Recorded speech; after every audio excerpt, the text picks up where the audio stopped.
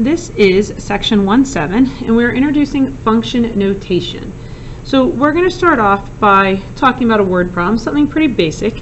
Consider the total cost of n items at $2.50. And we want to write a general equation here, or general expression. And the idea is if each item costs $2.50, I would take $2.50 and add it up as many times as I bought that item. And repeated addition turns into multiplication. So expression would be $2.50 times n. So if we're asking how much 5 items would cost, we would take our $2.50 times 5, and we would get $12.50. If we want to know 12 items, we would take $2.50 times 12, and we would end up with $30. Double check that. Yep. All right, 45 items, $2.50 times 45, and that definitely is jumping, and our cost is $287.50.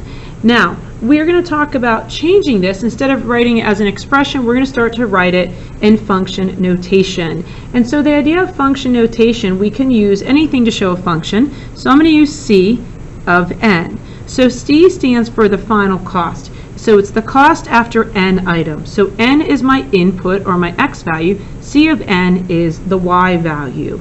And that would be equal to $2.50 times n. So instead of just having an expression or C equals, we now have it in function notation. And the idea with function notation is we can see the input that we put in and the output. So if I wanted to write that first one in function notation, it'd be C of 5 is equal to 2.50 times 5. And so the cost of 5 items would be $12.50. So function notation shows us the input and that output. So let's go ahead and define that. Function notation.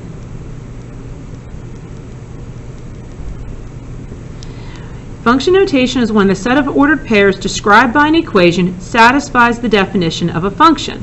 So f of x is read f of x. And that means, f of x means the value of the function at x. And we use f a lot of times for the function, but you could define it as g of x or h of x or anything like c of n. All right, so f of x is truly the same as the y value. C of 5 gave me the y value. C of n is the y value based on x being the input. So if I have f of x equals 5x plus 3, that is the same as me saying y equals 5x plus 3. The f of x is not solving for anything. It's the function of x given 5x plus 3. So if you're asked to find f of 1, everywhere there's an x, you replace it with a 1. So f of 1 is equal to 5 plus 3, which is equal to 8. Now, the next idea you want to take is you want to be able to take function notation and understand that it's truly an ordered pair.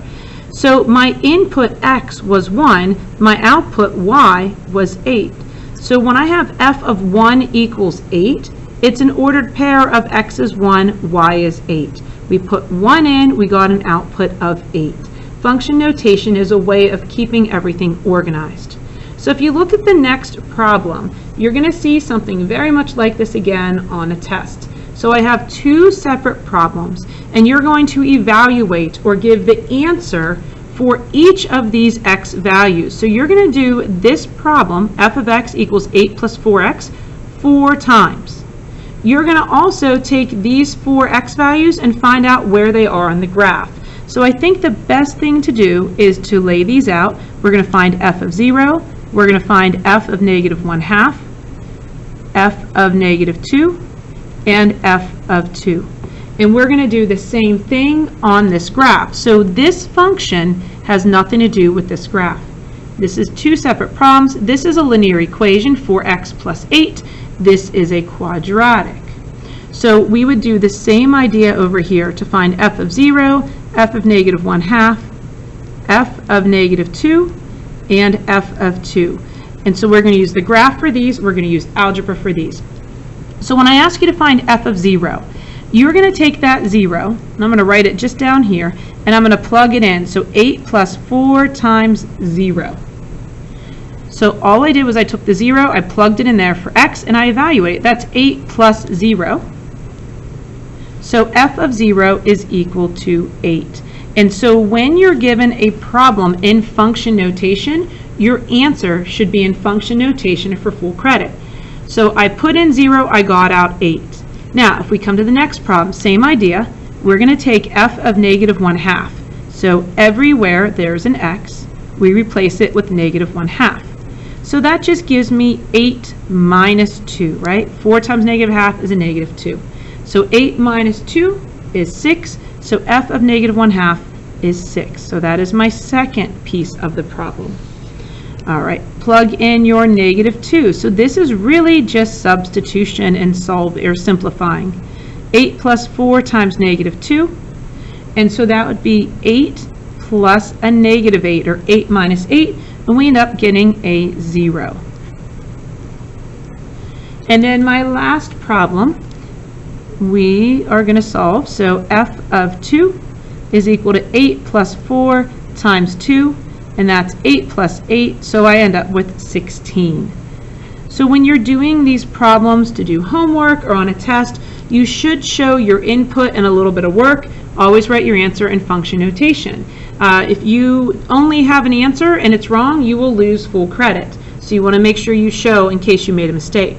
Now I want to take this one step further. This is it. I've answered the problem. I've evaluated the function 8 plus 4x for each of these x values. But that's what I want to remind you. This is an x value, right? And so when you think about this, f of x is the same as the y value. So if I was writing an ordered pair, instead of writing x, y, it's the same as writing x, f of x. And that gets a little confusing. So we're used to x and y, but x goes in and f of x is the y value. So you might see something written like that. It's the same as x, y. So if I take this answer, I can transfer right to an ordered pair. So this is a little extra because we want to make a connection here. So the input was 0 and the output was 8. So we put in 0, we got out 8. That's my ordered pair. The input was negative 1/2. The output was 6. The input was negative 2. The answer, the output, was 0. The input was 2. The answer was 16. So it's not a random 16. I know that 16 came from evaluating the function with a 2 in it. Okay, I'm hoping that that helps us with this. Remember, the 0 is the x value. So when you're asked what f of 0 is, I'm really saying, what's the y value? When you have an x that's 0 on this graph, what y value is there? So x is 0 right here, right? X is 1, 2, 3. So if I look at x is 0, that vertical line, it hits right here at 6. So when the function's at 0, the y value is at 6. That's the ordered pair, 0, 6. So all we're doing is finding the match to the ordered pair. So in this one, the x value is negative 1/2. So I go to my x-axis, I find negative 1/2, and I see where that intersects with the graph, and it happens to be about 5.5. So we're going to estimate that to be about 5.5. So again, that's all I'm doing. I'm taking my x, y value and turning it into function notation. Okay, well when x is negative 2, okay, here it is, x is negative 2, the y value is 0. And where's f of 2? So when x is 2, right here, we also get a 0. Now, real quickly, let's talk about this being a function. Does every x have exactly one y? It passes the vertical line test, so yes, it's a function. Every x has exactly one y. And in this case, it is the same thing. No matter what x I put in here, I will only get one outcome, so this would make a function. If we graphed it, it would be a line. All right, so if we keep moving forward here, we're going to talk a little bit more about function notation. In the notation f of x, that's the name of the function. The output f of x of a function is called the dependent variable. The output is the y value. All right, It depends on what we put in. The input is called the independent variable because nothing affects it.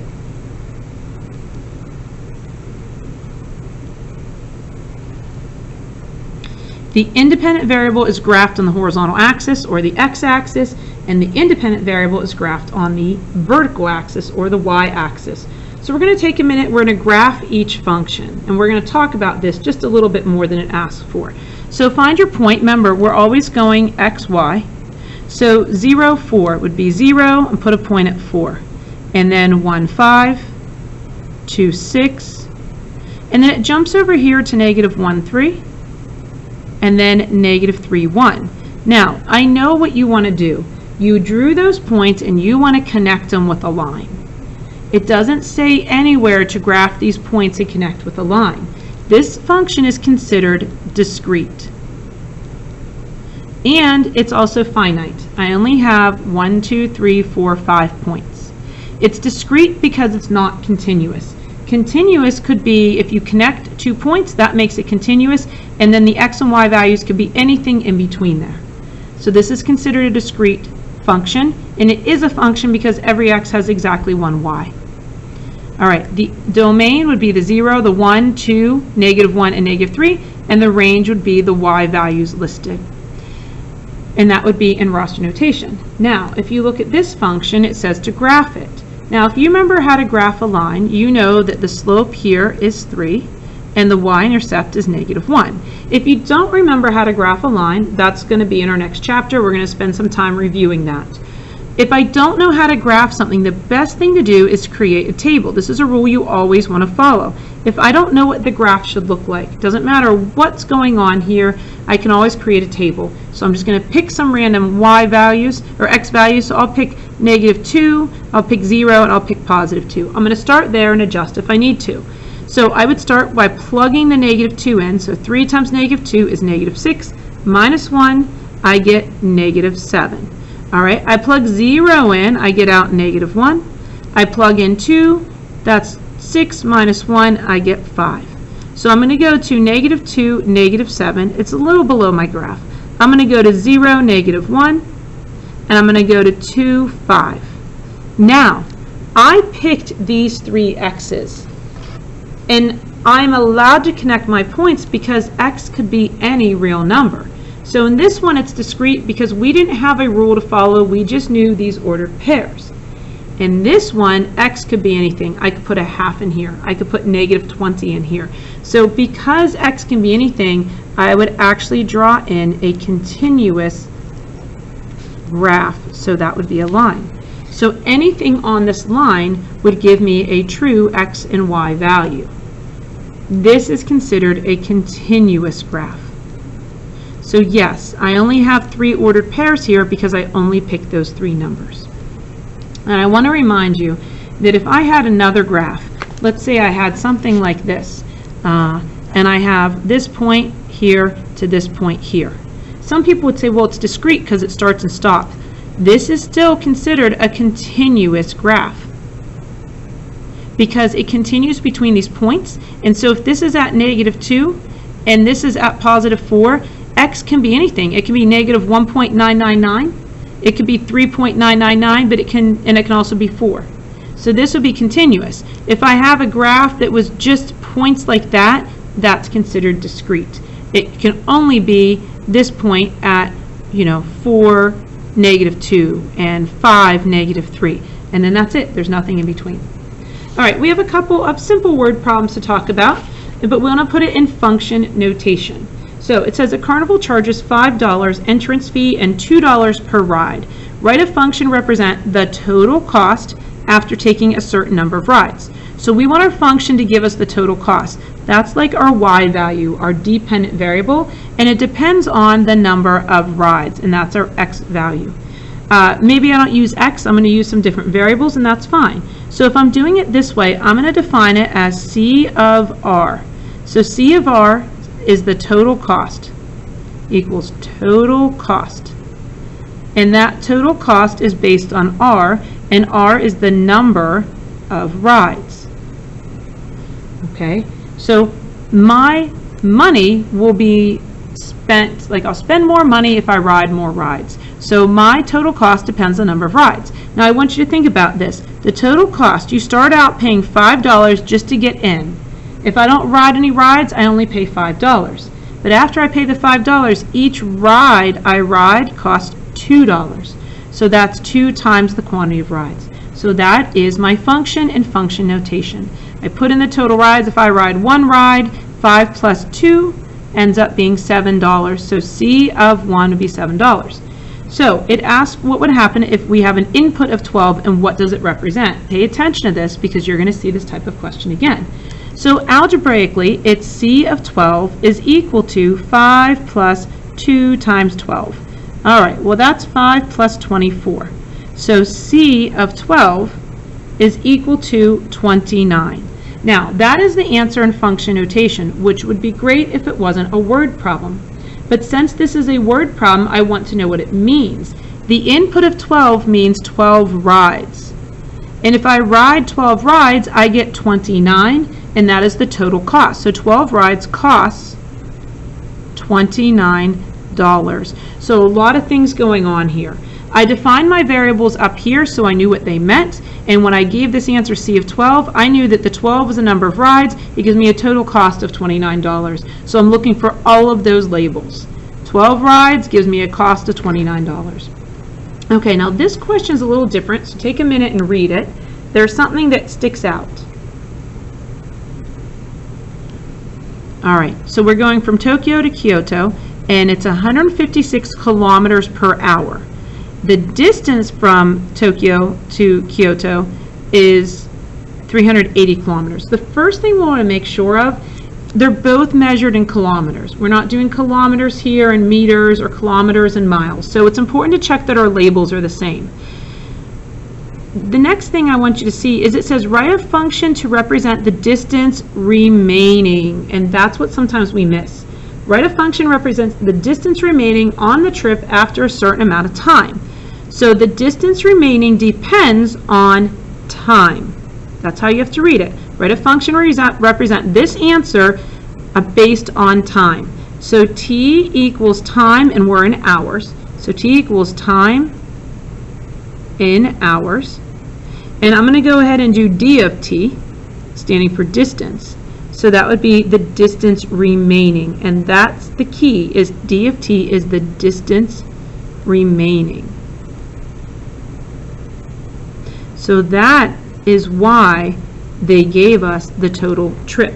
So the distance over time is equal to my initial distance to get there, and I'm going to take away the 156 kilometers every hour.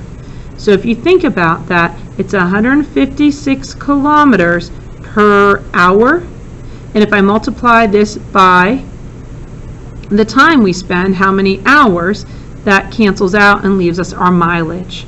So it would be 380 kilometers, and we would take away 156 of those kilometers every hour. And so that is my function, what's remaining. Now they asked me after 1.5, what happens and what does it mean? So we would have d of 1.5 is equal to 380 minus 156 times 1.5. All right, so I definitely am going to use a calculator.